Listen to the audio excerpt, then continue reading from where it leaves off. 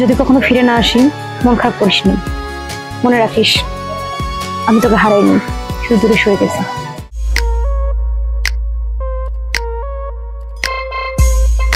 কি বলবেন বলেন, আমার একটু তাড়া আছে, যাইতে হবে।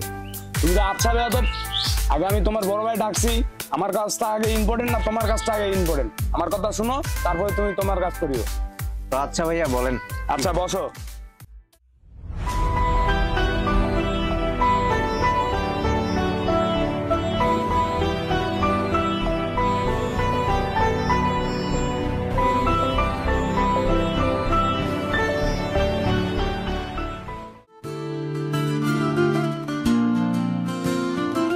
এই দেখ দুলা ভাই এখানে বসে আড্ডা দিচ্ছে।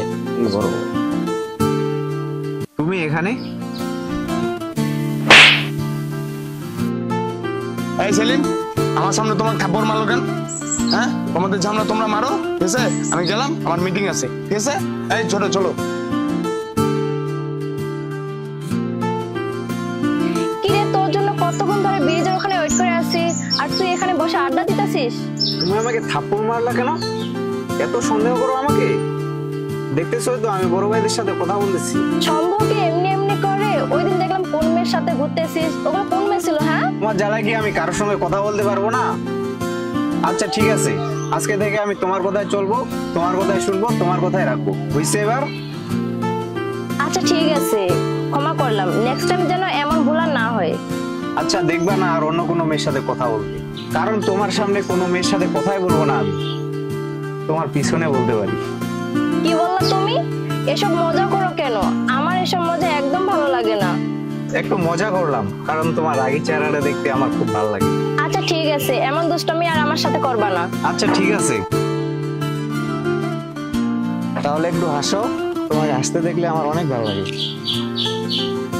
দেখছো কত সুন্দর লাগতেছে?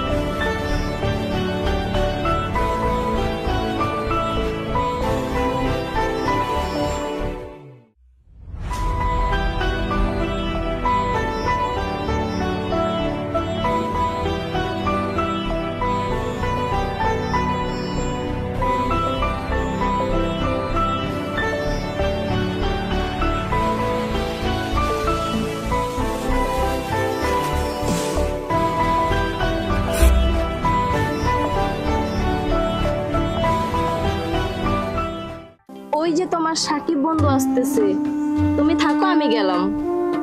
ও আসতেছে তো কি হয়েছে? না কিছু না, ওরে দেখলে একটু বোরিং ফিল হয় তো তাই চলে যেতে চাইছিলাম। আচ্ছা ঠিক আছে, যাও, বাসা যায় একটা টেক্সট দিও আমাকে। আচ্ছা ঠিক আছে, এত কেয়ার করা লাগবে না, আমি গেলাম, থাকো।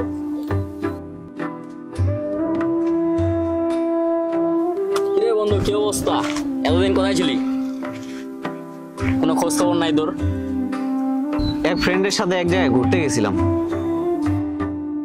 ফ্রেন্ড? কেমন ফ্রেন্ড? কোনো মেয়েটের চক্করে পড়িস নাই তো আবার? আরে তেমন কিছু না, এসব তুই বুঝবি না। ও ঠিকই বলছিস, তোদের ওইসব আমি বুঝবো না, আমি তো শুধু হাতে পায়ে লম্বা হয়েছি। আচ্ছা চল বাসায় যাই। আচ্ছা ঠিক আছে চল।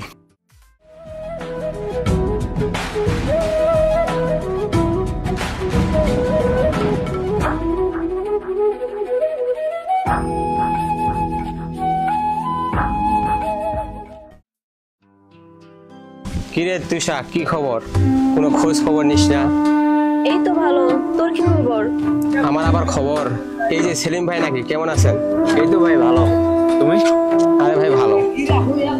তুষা, তোকে ওই দিন না বললাম যে বাসায় যাই, আমাকে নক দিস? বাসায় যেতে লেট হয়েছিল তো তাই দেইনি। আরে তুই তো ব্যস্ত লোক, তোরা কথা বল, আমি যাই। কিরে, ওর সাথে তোরা তো কিসের কথা? আমি কোথাও গেলে দোষ হয়ে যায়, কার সঙ্গে কথা বললে দোষ হয়ে যায়। আর তুই যে ওর সাথে কথা বলতেছিস সেটা কিছু না। আরে বাবা তেমন কিছু না, কোনো কিছু কোশ্চেন আমার দরকার ছিল তাই কথা বলছিলাম। তুমি কি আমায় সন্দেহ করতেছো? দেখ, এরপর থেকে যেন কোনো ছেলের সাথে কথা বলতে না দেখি, আর ফ্রেন্ডের মতো যেন থাকে, ঠিক আছে? আরে বাবা ও তো আমার ফ্রেন্ড হয়, আর ওর সাথে কথা বলে এমন কি হয়ে যায় বুঝলাম না। আর শুন, তুই ভালো করে জানিস তুই কার সঙ্গে কথা বললে আমার জেলাস ফিল হয়। আচ্ছা বাবা আর কথা বলবো না, এবার তো হয়েছে, চলো। চলো। দোস্ত, তোকে কিছু বলার ছিল। তো বল, কি বলবি? এতে পারমিশন নেওয়া দরকার আছে? তুই আমার ফ্রেন্ড না?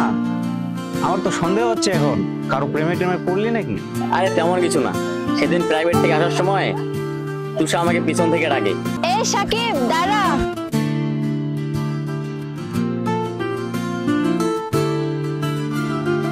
বলেন, কি বলবেন, ডাকলেন কেন? আচ্ছা তুমি আমাকে আপনি আপনি করে বলতেছো কেন? আমরা তো একই ক্লাসে পড়ি, একই স্কুলে পড়ি, তুমি বললেই তো পারো। ও জি, আচ্ছা ঠিক আছে। আচ্ছা আমরা কি ফ্রেন্ড হতে পারি? শিওর। আচ্ছা তোমার কি ফোন নাম্বারটা দেওয়া যাবে? নাম্বার? আচ্ছা ফোনটা আমায় দাও, আমি দিচ্ছি তোমায়।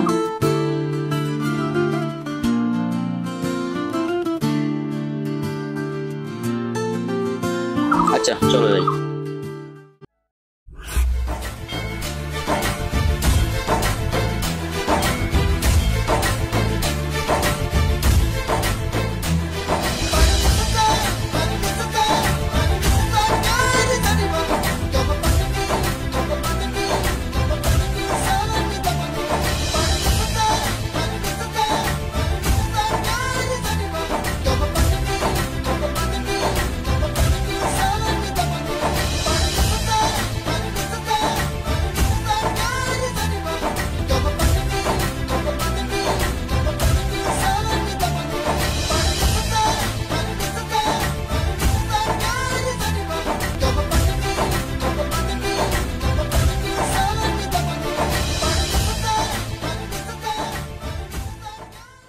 তাকে আমার নাম্বারটা নেই, তো দুজনের মধ্যে কথা হতে হতে এক সময় সে আমার প্রেমে পড়ে যায় এবং আমিও তার প্রেমে পড়ে যাই। তুষা?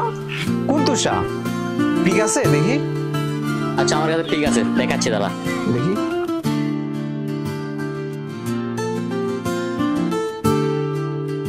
বাহ, মেয়েটা তো অনেক সুন্দর, তোর সাথে খুব মানাবি। তোরা কবে ডেটিং করবি? এই তো গতকালকে। পিকটা দিবি আমায় একটু? হ্যাঁ অবশ্যই, তুই আমার বন্ধু না, তোকে নিতে পারিস।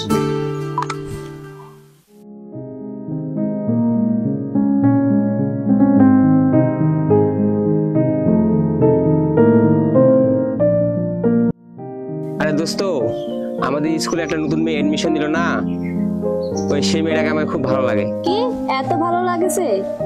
প্রেম করবি নাকি বল, আমি প্রেমটা করাই দেই। আরে না, এমনি ভাল লাগছে তাই বললাম। আরে বাদ দে ওইসব কথা। ইদানিং তোকে দুলাভাইয়ের সাথে দেখা যাচ্ছে না আর? জানি না রে, এই 2 দিন কি করতেছে, এসএমএস করলে সিন করে না, ফোন দিলে রিসিভও করে না। কি জানি ভাই, তোদের ঝামেলা তোরাই বেটা।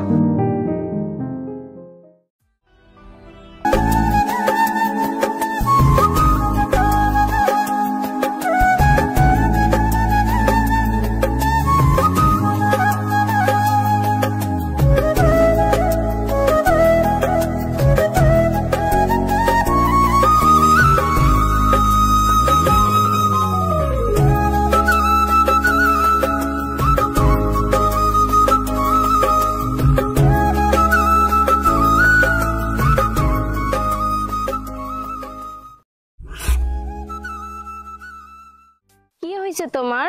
তুমি কোচিং আসতেছো না কেন? ফোন দিলে রিসিভ করো না, এসএমএস করলে সিন করো না, কি হয়েছে তোমার?